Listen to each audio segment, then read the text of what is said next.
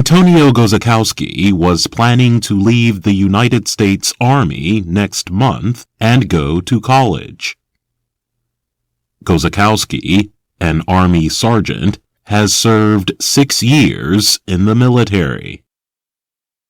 His goal in college was to expand his medical skills, become a dentist, and then return to the Army in a few years. But the coronavirus health crisis is forcing universities to consider online classes or reduced schooling. So, Gozakowski decided to sign up for a new Army program and extend his military service for 6 more months. Concerns about future jobs or college classes are driving more U.S. military members to either remain in the armed forces or delay leaving. The weakened economic conditions make the job security, guaranteed pay, and benefits of the military much more appealing. Gozakowski said, "Everything from elementary schools to universities is closing down, and there's no saying how it's going to go when the fall semester opens." He told the Associated Press that the military provides work and guaranteed wages.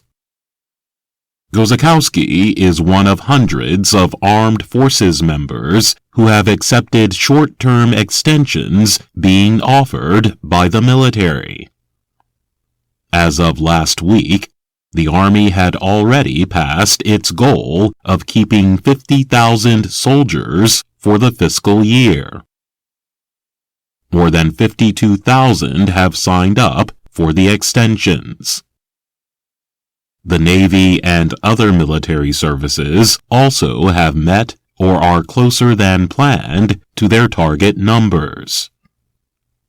The large number of individuals choosing to stay in the armed forces will make up for any shortage in the number of new recruits resulting from the coronavirus pandemic. That will help the military meet its total required troop levels for the end of the year. Army Sergeant Major Stuart Morgan provides career guidance to armed forces members. He says the Army's program lets members postpone their departure for up to 11 months.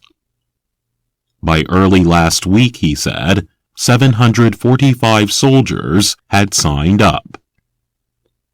What we're seeing this year, which is directly related to COVID, is we do have a population of soldiers that what they were expecting at the end of transition has suddenly disappeared, Morgan said. And now you have a soldier that is trying to go through a transition period that is now facing uncertainty on the outside. The U.S. Air Force is already expecting to fall short of its recruiting goal by as much as 5,800 because of the virus. The Air Force said that shortfall could be filled by individuals who decide to extend their military service.